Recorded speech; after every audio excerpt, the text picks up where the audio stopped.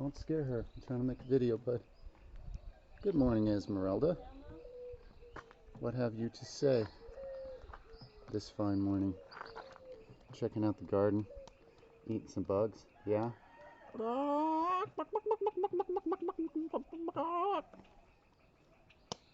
She's cleaning our vegetable garden for us. Yeah, I'm going to show him this, Esmeralda. Get this camera situated here so I can show you something interesting. Wild edibles.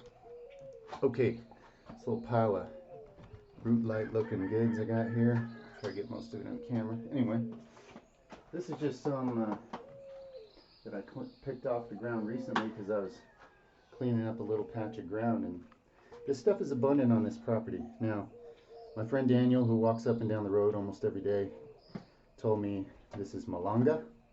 Okay, it's a root-like thing, but it's not really a root because most of it grows above ground, and you can just snap it off. And say hi, Matthias. That's Hi. your Puerto Rican name, Matthias. Hi, Matthias. All right, go play. I gotta make this video. I'm trying to concentrate. Got so many things on my mind. But anyway, so Malanga, right? It's kind of white inside. Sometimes it's pinkish or orangish. It's a starchy thing. But let me tell you my adventurous story with it. How low do I have to duck to be on the screen for this? Yeah. Anyway, so I found some early on when we got here. We found some. I set it here on this dry porch on the old shack shed, storage shed, whatever this is. Let it dry for like 7 to 10 days inadvertently. I just happened to be busy doing other stuff.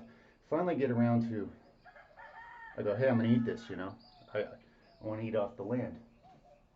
So I'm into that kind of thing, right? So, but I didn't do a lot of research because again, I was very busy doing a lot of things. And so I skinned it with a knife and baked it, dipped it in some coconut oil, some seasonings, and it was pretty good.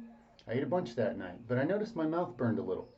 And Matthias, who you just saw on camera, my younger son, he ate some, and he complained. He actually cried that it burned his mouth that much.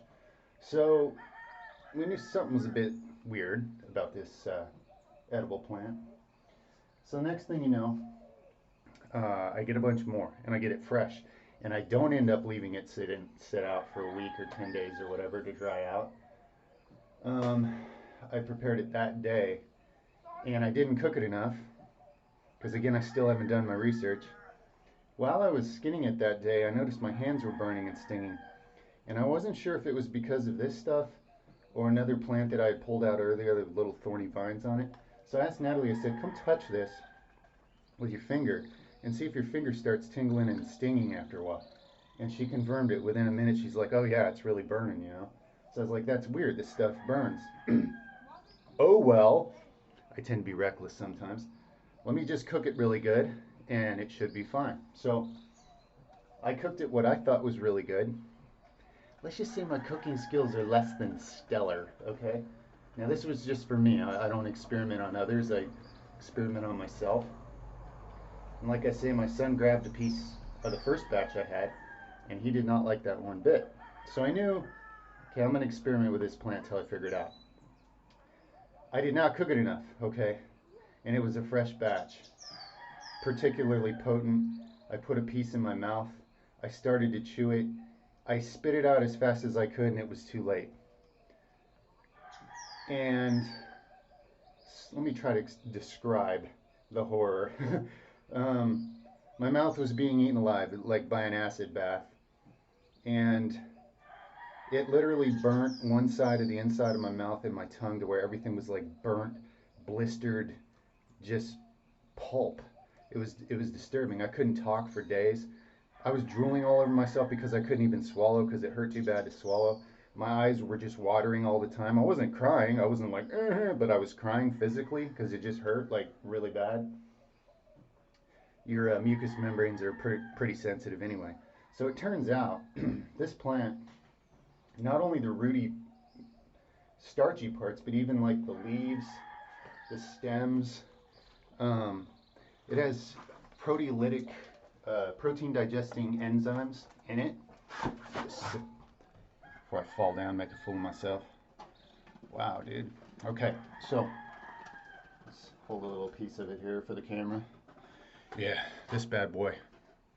Yautia is another name for it, I believe. Now, I'm not an expert on all these terms and names. I think they're in the Taro family, but I might be confusing my terms. We have at least 2 kinds on this land, and it's abundant. There's a lot of it. My wife's on a mission to kill it all now because of the way I hurt myself so bad it terrified her. But I'm going to show her that I will master this plant. I will figure out how to use it. It's a great resource. There were tribes used to live on this land. This was one of their staples. So you just have to know what to do with it to do it right. It's alchemy. It's like a lot of things in nature. It's part food, it's part medicine, it's part poison. And it all depends on how you use it.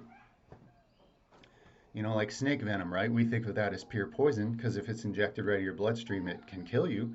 But a lot of the most important life-saving medicines are made from it. So nature's full of interesting alchemy.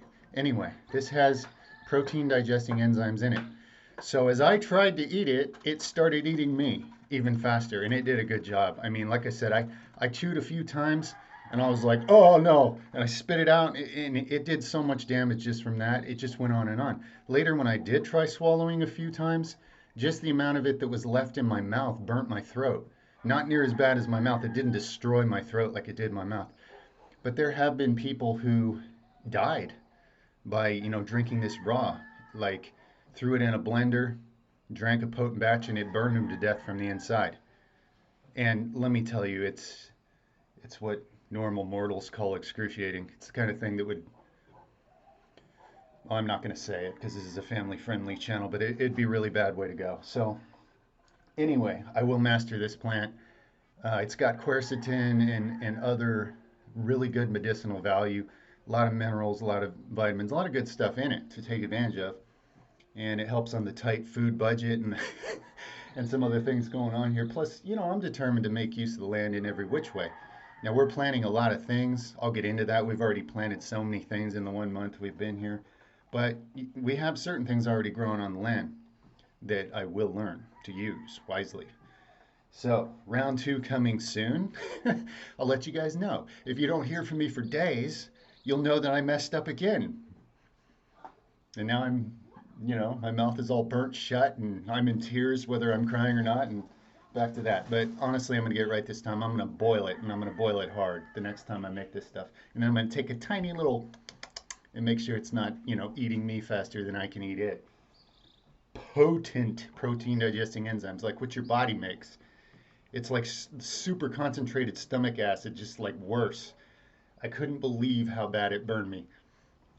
One side, like I said, one side of the inside of my mouth and my tongue where I had started to chew it, pure blisters and scorched, peeled, melted flesh. It was nuts. And it was a slow process. It didn't do that fast. It did it slowly for like hours and hours. And then it hurt really bad for, say, 3 days. Probably, and I'm a really fast healer. I would say I basically healed from it within a week because I regenerate fast. But it's like once those enzymes start digesting you, it's a slow process, and they get in there and you can't get them out, and they just keep eating you and eating you and eating you. It's no fun at all. So anyway, next time I'm gonna win. I'm gonna eat the plant before the plant eats me. So that was story time. Did you enjoy it? Let me know in the feedback. Hit that subscribe button. Like this video if you like it. Much love to everybody. Over and out for now.